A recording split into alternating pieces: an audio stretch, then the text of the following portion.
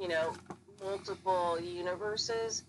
So when people were, you know, extraterrestrials, we'll call them. I mean, a lot of them look like humanoids, but a lot of them look like, you know, giant bugs. The Hopis talk about, their oral history talks about the giant ant people who came to their people before the flood and brought them underground to teach them, you know, how to live and how to grow food and everything underground, why the rest of the planet was kind of wiped out. And so the indigenous people, for the most part, have, you know, kind of not way different understanding, but they have all the information, you know, since the planet was designed. And they were given, you know, a lot of different, they all have ceremonies. And the ceremonies are basically, you know, activations that activate, you know, energy fields. And they also, a lot of the ceremonies communicate, a lot of the work communicates with all of the other living things on the planet, you know, like water and trees and food and, you know, plants. And so they were given ceremonies or, I don't know, to activate the energy fields and the codes and communicate with all the forces, you know, on Earth. So I have a question. Yeah. So do you think ceremonies, the reason it can activate is because of collective consciousness? No, that's not. Well, the thing is that what they're activating is their relationship to whatever it is. Okay. So, for example, you know, if they were going to go out and collect an herb, they would wait for the signs that nature would give them that would tell them that that herb was ready. And then what they would do is they would do the ceremonies for those plant medicines, communicating with them before they go. Because, you know, I've gone out with them, you know, when the ceremony hasn't been done, and you're not sometimes able to see those plant medicines because they kind of disappear from view. So what you're doing is you're activating, you know, different realities or energy fields, communicating with those energy fields, and then, you know, like then you would go in and after you do the ceremonies and you go in and you look for the plant medicine, and once you find it, then there's ceremonies you do before you dig it up. You know, there's ceremonial methods on how to dig it up to do no harm to the soil and the plant. You know, there's ceremonies and activations that you do to remove the plant and then, you know, to bring the plant back. And then, you know, because you have to communicate with it in a way that you have to let it know what the specific intentions and uses are. So then what you're doing is your plant medicine now is energetic medicine. It's not just a plant medicine. And sometimes if people collect, you know, things like crystals and this is just views that I've, you know, adopted, that you're feeling something, you know what I mean? You don't have permission. You never originally asked the living being for the permission to take it or use it. And so it kind of lowers the vibration of whatever it is. So they have ceremonies to activate. And this is not just, you know, North American Native people, you know, it crosses the board, you know, across, you know, basically the whole world. That most of the indigenous people, you know, because the indigenous people were definitely here before us. And science is starting to learn that the indigenous people, parts of their DNA can't be seen. You know, they try to test their DNA and they try to collect the DNA, and parts of it won't allow it in their DNA codes. So they're specifically different, we'll call them the originals that came from the original planets and, I don't know, cultures, I guess, from those planets, and then came here to be part of the library of Earth. And eventually what they were trying to do as a collective was, design the Earth. So the Earth was void until they started bringing in like the nations. They call them, my one teacher, Paiute Elder, he said that they brought in the 7 nations, and each of the nations were energy codes, basically. Light energies, more like rays of light kind of a thing. Or, I don't know, maybe what would be like to it would be like the rays of, the Elohim rays, coming from the Elohim. So each individual rays were asked, or energies, to come to Earth. And so there were 7 original ones that actually developed the energy fields and the codes in order for, I guess, a virtual reality and also a physical reality, multidimensional reality to take place here, and develop from there. And then about 400,000 years ago, everything went, completely sideways. And there were a lot of other extraterrestrials that came here and started fighting over Earth. And it's in the Vedas. I've studied with a lot of people from India. I've lived in ashrams, and the Vedas talk about, actually floating, land masses like Avatar, similar to Avatar, that were, over in India and Africa, that were fighting each other and using, like nuclear weapons. And there are places in India and Africa area where the stone was turned to glass, and scientists know that the only way that could happen was because of some kind of nuclear warfare. So, about 400,000 years ago, then, on the physical reality of this experience, all kinds of different factions and, cultures from other places started coming in and trying to dominate and take over the planet. And there were a few that were pretty successful. And they're the ones that manage the whole thing now. And they even manage and dominate the Heaven experience, which is a virtual computerized system. And they also dominate most of the multidimensional fields here.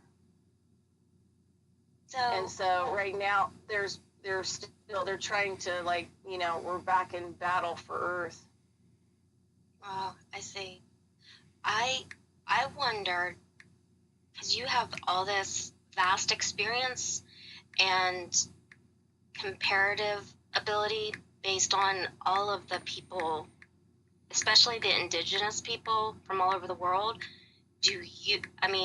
based on your collective knowledge at this point in time, do you believe that it's possible for the past to communicate with the future and future to the past? Just personally. Well, this is what,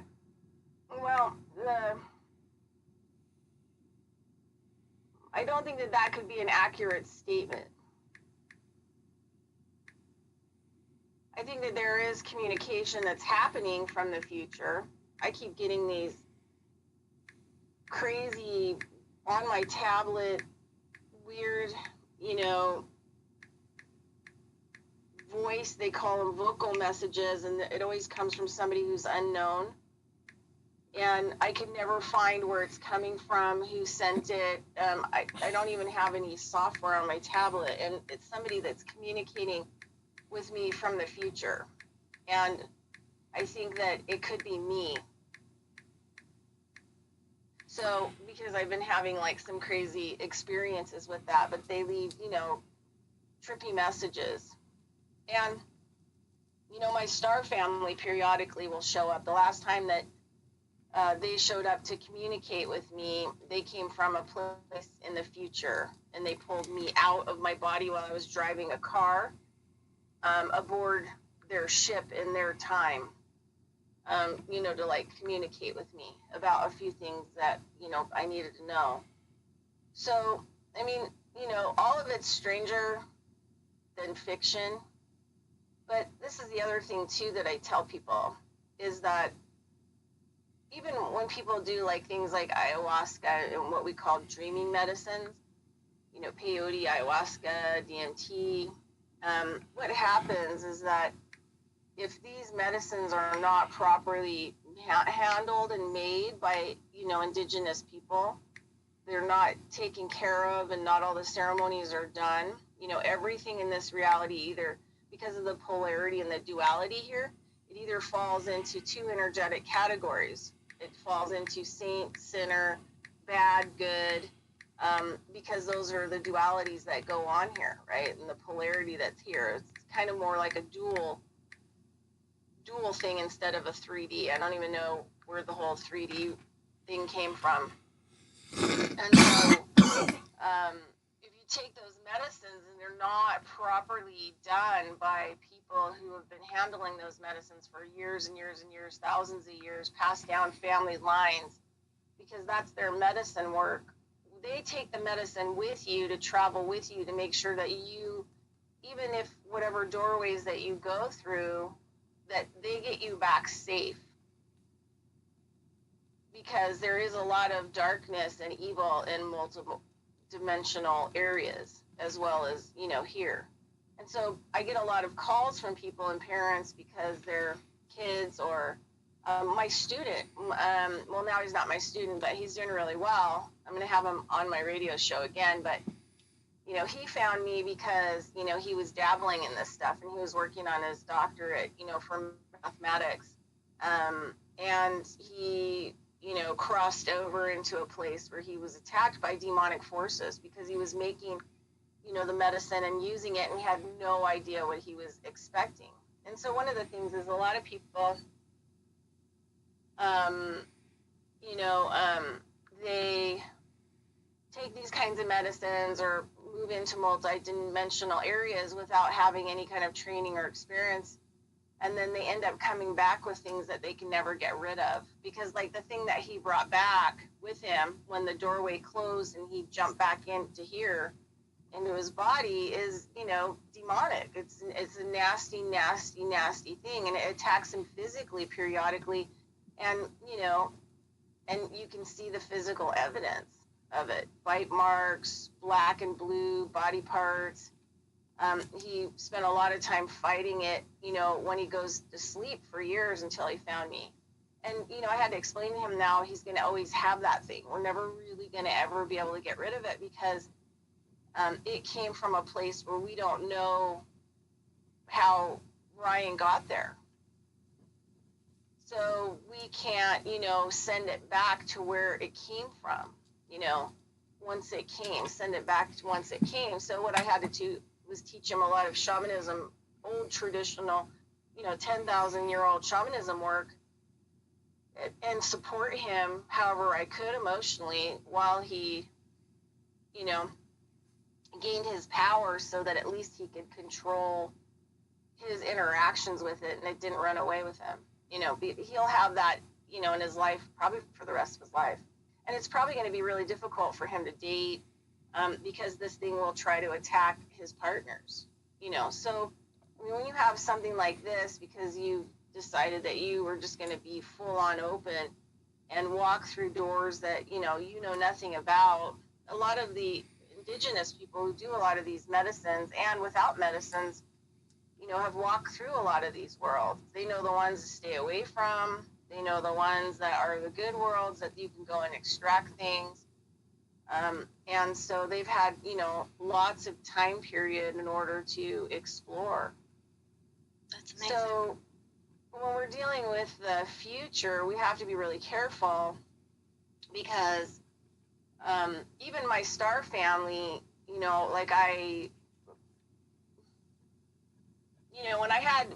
when I sat down in 2014 with them on their ship, and they gave me a whole bunch of information that I needed to know, and a lot of things that had happened here in my physical life that I was really, really angry about and upset about, and And so during the time frame when they gave me all the information and all the visual stuff came in, all the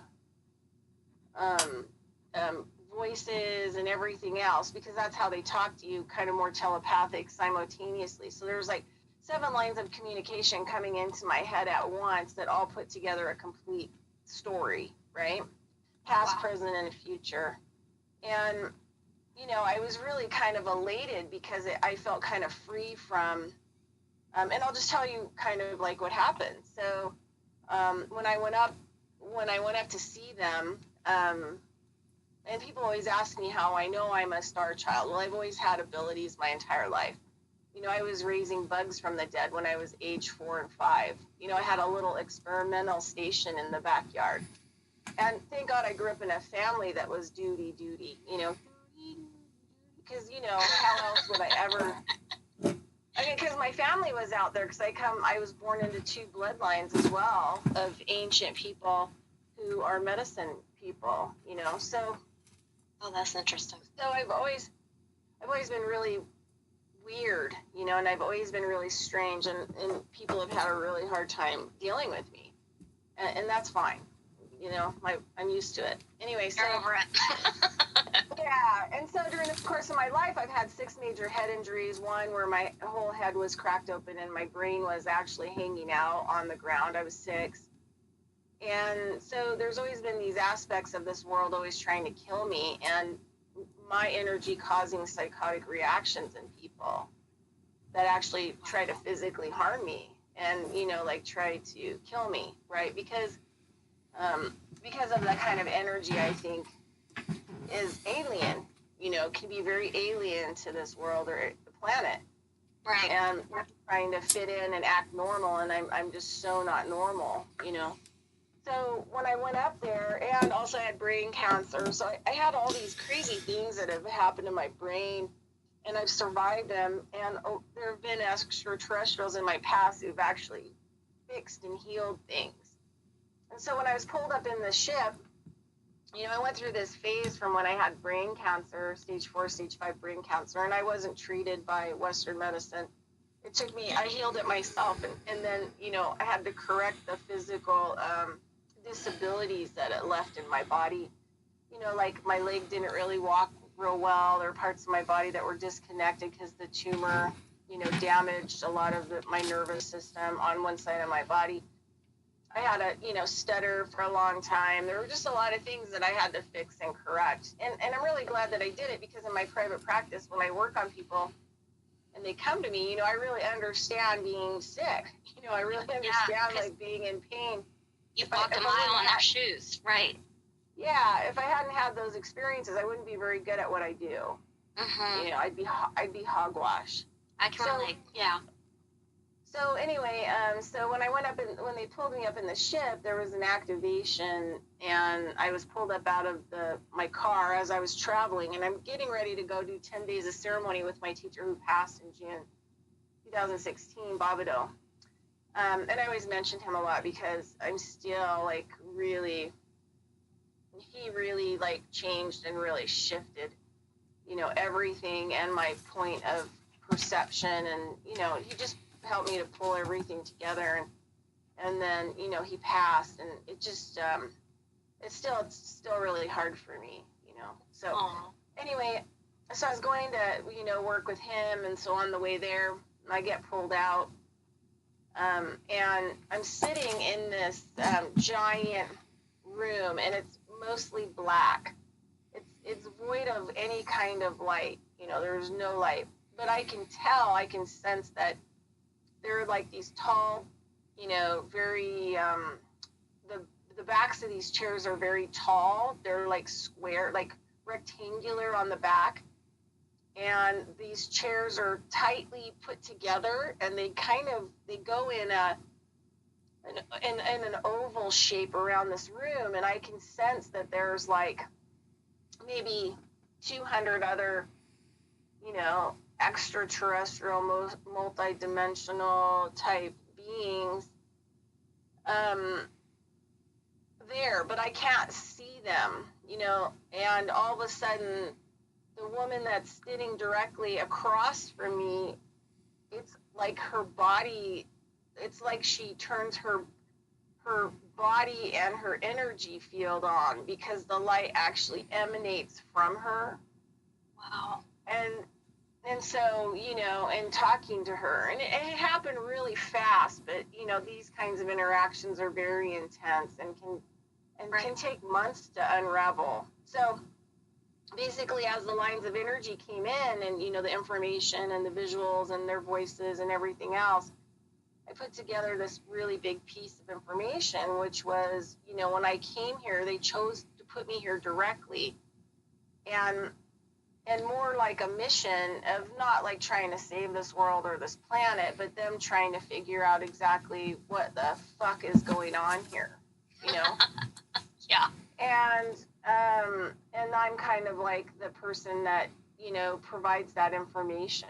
So there's things that happen where I'll have dreams about objects or places, and then months later, I'll end up finding those objects or be in those places and settings. And what happens is I either get a download from them, like a, you know, an application, or, you know, I try to put it in because I think people can understand more than like a computer kind of thing. Right. Metaphors are very effective for people that don't really function at that frequency. Like a data download. Yeah. Yeah, and there's no language. Like, we don't really have a language for this kind of stuff, you know. Right. So it's very difficult. So, for example, you know, one time I had this dream about this pink brick, and then it had, like, somebody had spray paint, you know, with white, blue, and red, two different really kind of strange American flags on it. Well, 4 months later, I was walking through the desert of nowhere, and boom, there's this brand new, pristine brick with these, you know, freshly spray painted flags on it. So, I mean, it's not like it's hard for me to figure out, because I'm like, oh, well, there it is, right? So if I pick it up sometimes, I get the download right away. Sometimes I'm downloading information into it, like that brick I had for about 4 months, and I carried it around in my truck, in my van, and everywhere that I went. And it collected all this information from me and the environment. Oh, wow. And then when I was done with it, then I went to this place that I was shown to take it, and I put it out in the nature so that it could be collected back up. And I'm not really sure how I'm sure it's like copy pasting stuff on a computer. You copy paste like an image, and then into your field, right? So they copy pasted a brick into my field, and then they, you know, when I put it back in the area where they can pick it up, then they copy paste it back into their reality, kind of a thing. So that's kind of like how it's kind of, and then they can, like, you know, take apart the information and data that was collected in it. May I ask you one question that I think probably resonates in a lot of listeners' minds? How, if they have higher intelligence, right, then why is it so difficult to figure out the simplicities of, I don't know, I don't have, again, language is a barrier, but how is it so difficult to figure out the questions they have about the human race on Earth? Because it was the human race was hijacked. The planet was hijacked 400,000 years ago. Oh, okay, thank you. And they haven't been allowed in, and if they do come in, they get murdered. Or they get captured and their soul removed, and then they are forced to incarnate here as us humans. It's forced incarnation over and over again. And it's exactly the opposite of what we're told here. And that's what a lot of things in my native teachers, like my shaman native teachers or my medicine teachers, they always say that everything here is the exact opposite of what it really is.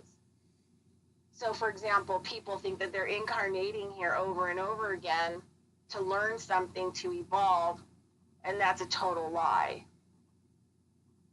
What they're doing is that they've been, I mean, some planets, have actually given away their people that, you know, cause problems. That's why we have so many like psychopaths here. Wow. Because a lot of, you know, other planets who've had prisoners and, you know, people and souls that just are bad, we'll just call them bad, or complicated, that they basically gave to the negative factions to bring here.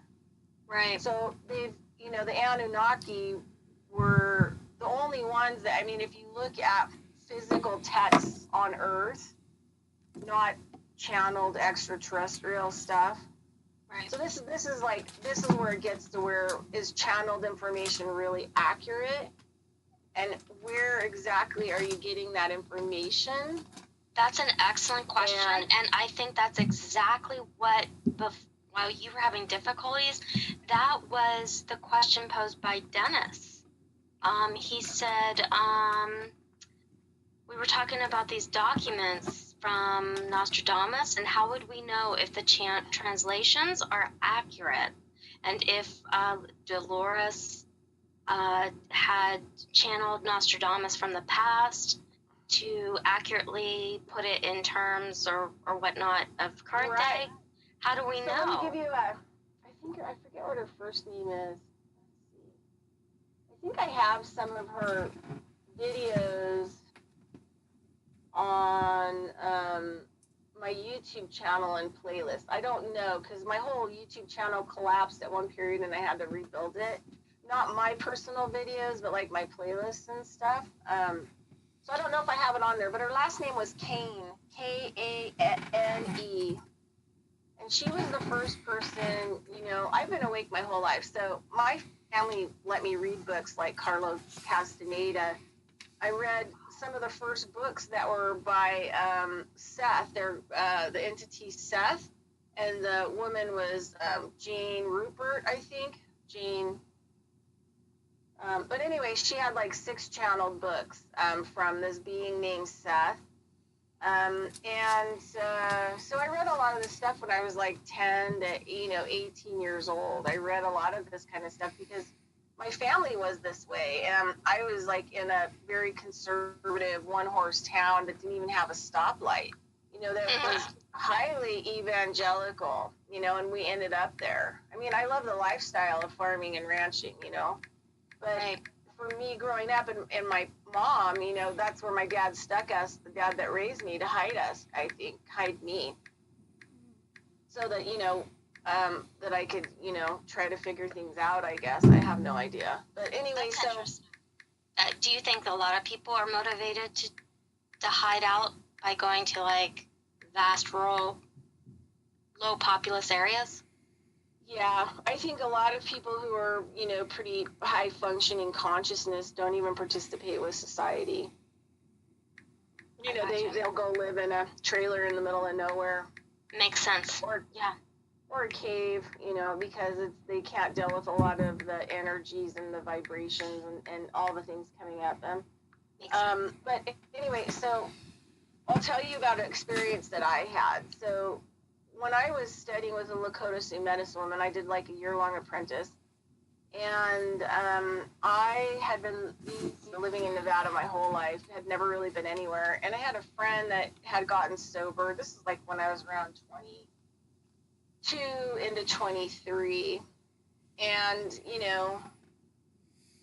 I had been doing not really medium work, but kind of, let's just say, data gathering for people. And people, knew that I was off for a really long time. And when people needed to know things like about, are they going to be getting a divorce? How the divorce going to pan out? What's going on with the health of their kid? This was a long time before I actually got into actually touching people and healing people. I had been working on bugs and plants and the earth and animals for a really long time. So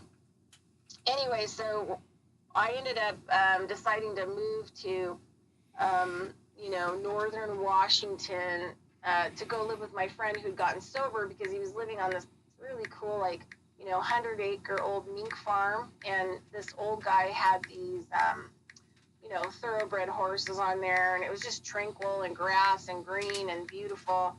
So I decided to pack everything up immediately, and a friend of mine who was, from Mississippi, well-educated, really good friend of mine, really smart guy, he was the one that pushed me into it because he felt like I really needed to get out of Nevada and start traveling and seeing, like what other people are doing and kind of build that kind of, understanding, like there's a way bigger world out there.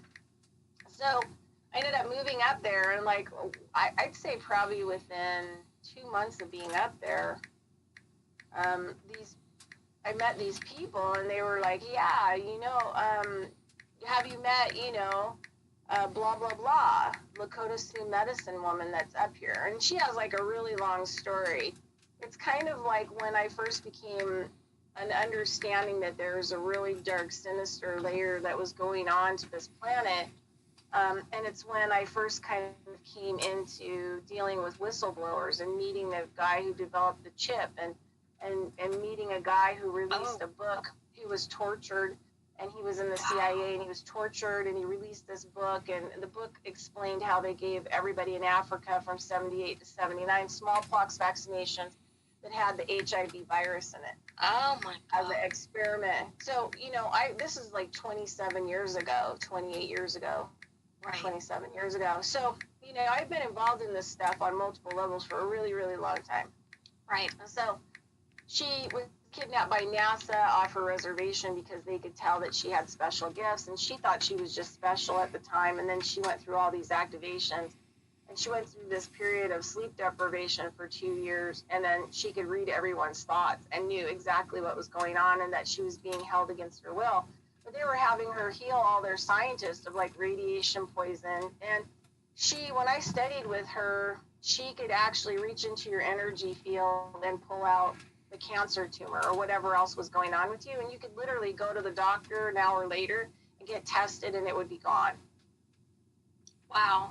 So she was really intense, and there was a lot of really intense multi-dimensional stuff. So a lot of the seated shaman session work that I do is based on what I learned from her and how it's evolved over time.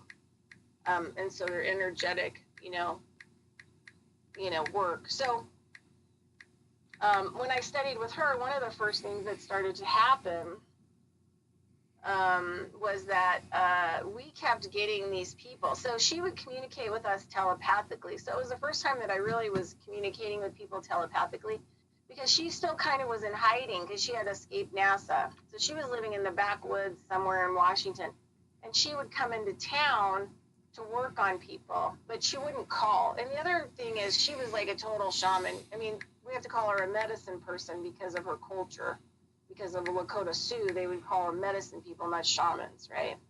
But she was a total shaman. I mean, she always would show up in a different car, and the cars wouldn't have license plates or tags on them.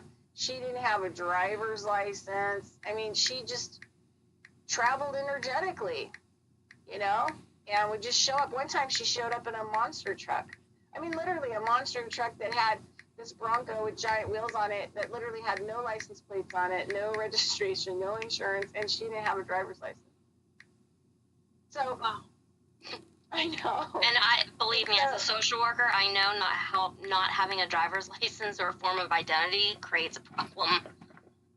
Right. So she just travels, like energetically, like, through time continuums or, invisibility, I guess, but she would just let us know when we were coming. And what would be really strange is all of a sudden, like a couple of the houses where she would go to work on people would just start calling and say, hey, is she coming in town? And we're like, yeah, she's communicating with us that she's going to be here Saturday. So we start booking sessions. And sure enough, boom, Friday night, she shows up, and then usually works for like a whole week, and I started out helping her. She had a woman who was doing the grounding work for the person's body so that her energy didn't harm the person's body. So she had a woman she'd trained that held the, body so that the work could be done without injuring the body or upsetting the body, kind of making it go kind of psychotic or bipolar. or, heavily injured. And then she brought me in, and I started taking notes for her. And it was really difficult because the level of consciousness that she was at was really hard to actually even physically stay awake.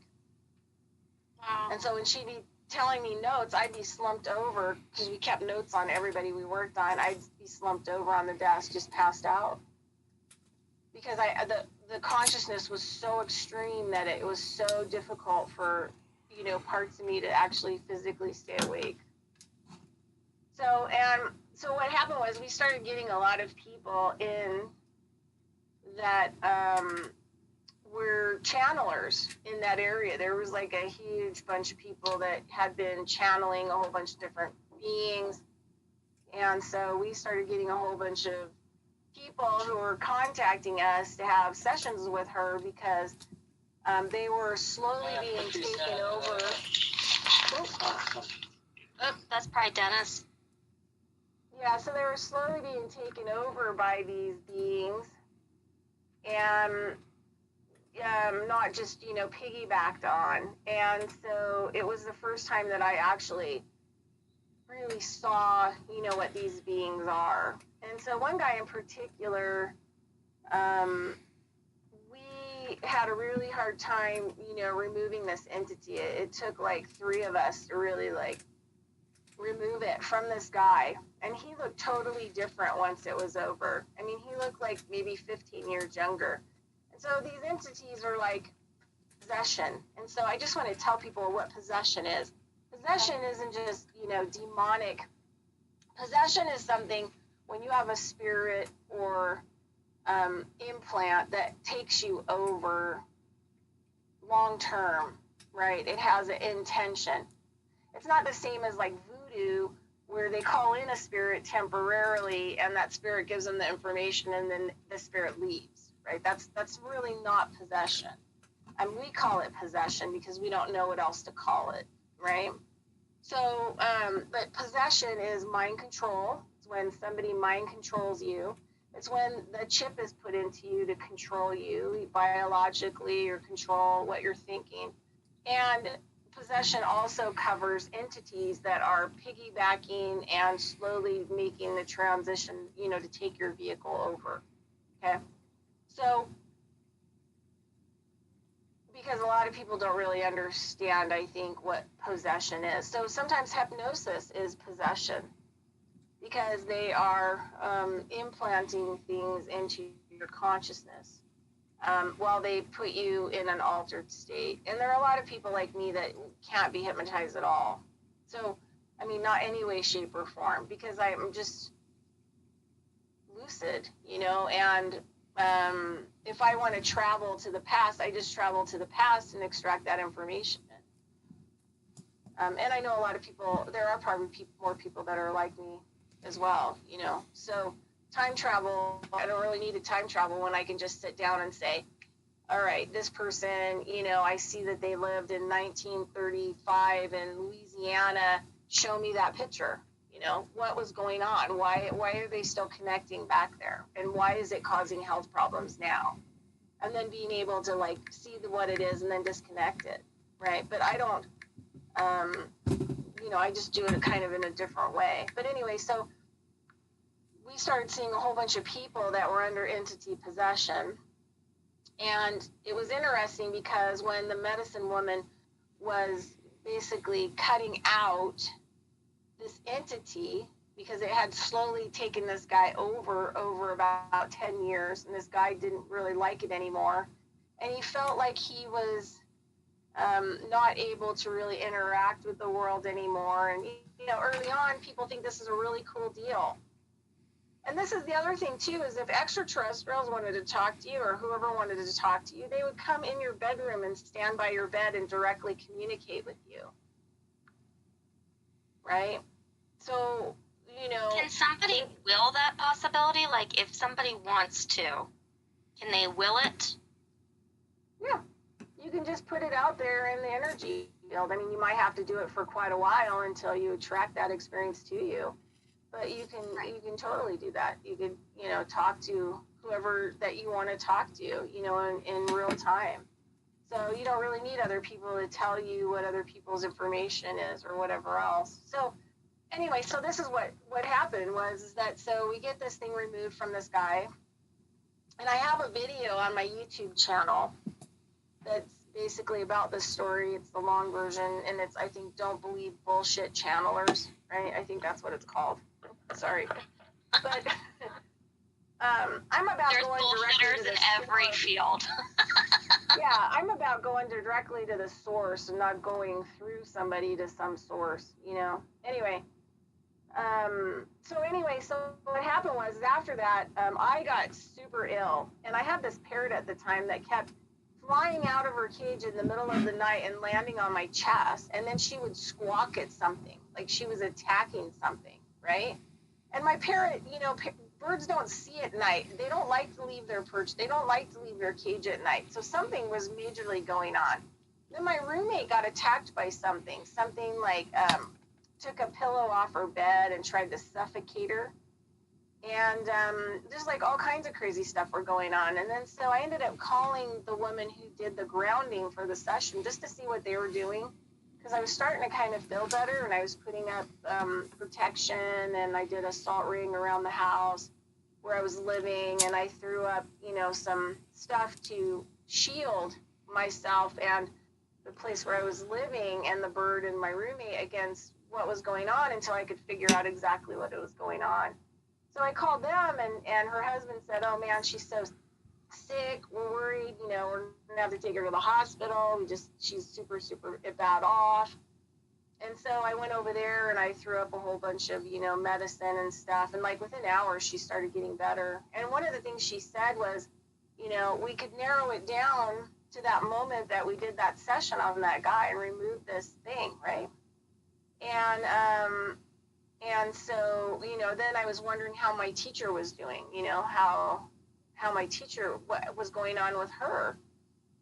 So the woman who was doing the grounding said, you know, when we removed that thing, that it was totally reptilian. It tasted reptilian. And so I was like, all right. So this was the first time that I've ever, you know, it was the first time that I ever had done, you know, this kind of work. But I think it also helped to activate a lot of stuff that was dormant. So that night I went home and I put up all this protection, and I left my body and I went to my teacher's house where she was. And I remember I was standing in her room looking at her bed, and she was super, super sick. She couldn't even get up. And there was nobody there because she's in hiding, you know, from NASA. So there's nobody there to take care of her. And she's in really bad shape. This thing was really, really attacking her and us for, you know, removing it. It was strong. And so we ended up, I started to put a big shield over her, you know what I mean? Or over her bed. I put a big shield around her, over her bed. I started, you know, pumping the energy into the field. And then I started to put a thing around her house. And then, boom, I backed up, and I'm in my spirit body, you know, I'm in my traveling body. And I back up, and I hit something. And I could just feel like the fear just like run through my body. And I'm like, okay, you got to turn around. And I turned around, and it's this like 12-foot tall, it looks like man, a muscular male, but it's a snake. And the skin on it was all black snake skin. And it had a human head, but it had snake features, eyes, the snake nose, and the mouth. And it started to telepathically communicate to me. And this is when I was like 23. And it basically was pissed. You know, it was pissed, and it was retaliating against us for removing it from this guy. And, you know, it was set out to like,